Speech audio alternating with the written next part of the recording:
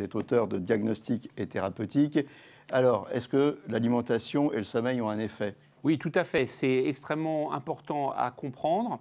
On sait que les deux vont jouer sur notre microbiote et il y a certaines situations importantes à connaître. On sait par exemple qu'une nuit de jeûne, c'est-à-dire de 20h à 8h ne rien manger, ça va modifier favorablement notre microbiote et avoir un effet, ça va aboutir à la fabrication, c'est-à-dire pendant la nuit, notre microbiote va fabriquer des substances qu'on appelle des acides gras à chaîne courte qui vont avoir un effet favorable sur notre glycémie par exemple. Donc ça, c'est extrêmement important.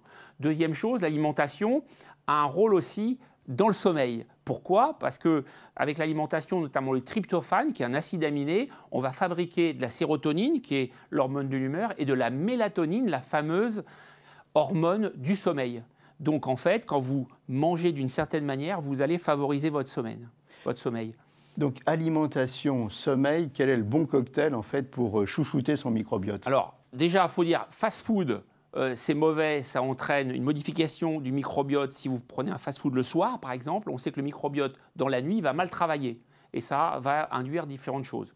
Mes conseils par rapport à ça, c'est, en termes d'alimentation, j'entends, consommer suffisamment de fibres, bien sûr, manger, dîner suffisamment, pas trop tard, pas d'alcool le soir, pas de fast-food le soir non plus, et puis respecter le cycle jour-nuit avec un sommeil le plus régulier possible avec au minimum 6 à 7 heures par nuit.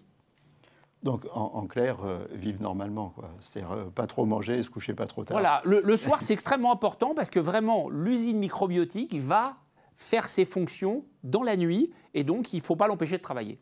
Voilà, chouchoutez votre microbiote.